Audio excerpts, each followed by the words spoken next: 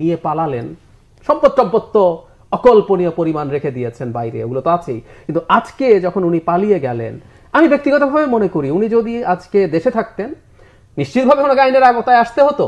এই দেশটাকে শুধুমাত্র আমরা ফিনান্সিয়াল কারাপশন দেখি না। মঞ্জুর মোর্শেদ ভাই আছেন, আমার একটা প্রোগ্রামে প্রকাশ্যে বলেছেন একজন সিটিং চিফ জাস্টিসকে বের করে দিয়েছি।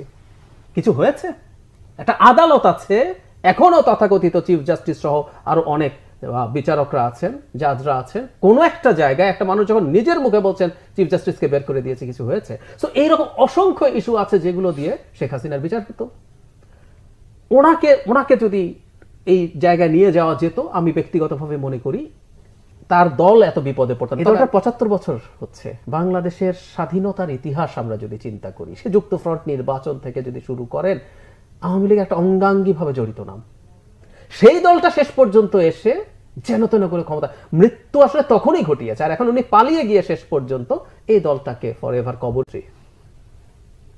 উনি কি আসলে প্রধানমন্ত্রী? উনি কি নির্বাচিত হয়েছেন? আমি জানি, কিন্তু আমি জানি যে ওনাকে প্রধানমন্ত্রী না বলে, নাম না বলে, শুধু নাম দিয়ে বলা, আমি যেহেতু দেশে থাকি, মে বি এ প্রবলেম।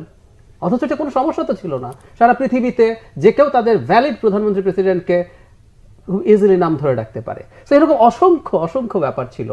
যাই হোক, আপনি যে কথাটা বলেন, আপনি প্রথম যখন ছেড়ে চলে যেতে হলো, আমি আপনাকে ওই শব্দটার জন্য ধরতাম, পরে আপনি নিজেই বলেছেন পালিয়েছেন।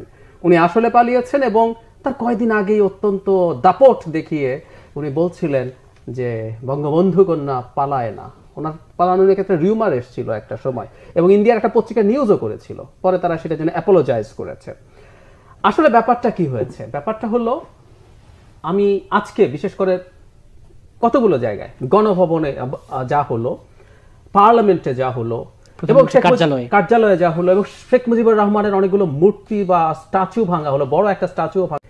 আপনি স্বৈরতন্ত্রের কতগুলো সিম্বল থাকে, আমি পজিটিভ নেগেটিভ সরিয়ে রাখি, উচিত অনুচিত সরিয়ে রাখি। এটা ধরুন, আমরা যেভাবে চিন্তা করি, গণভবন তো রাষ্ট্রীয় সম্পদ, এটাকে রেস্টোর করার জন্য আবার কিন্তু জনগণের টাকাই খরচ হবে। একই কথা প্রধানমন্ত্রীর কার্যালয়, সংসদ ভবন, সব কিন্তু একই কথা। কিন্তু যেটা দাঁড়িয়েছে, আপনি এই দেশের মানুষ হয়ে এই জিনিসগুলোকে আপনার সম্পদ আর মনে করেন নাই। আপনি প্রতিটা জিনিসকে রিলেট করেছেন উইথ শেখ হাসিনা। এগুলো প্রত্যেকটা শেখ হাসিনার আসলে সিম্বলে পরিণত হয়েছে। ফলে যেটা হয়, কোথায় হয় নাই? সোভিয়েত ইউনিয়নের লেনিনের মূর্তি ভাঙা হয় নাই?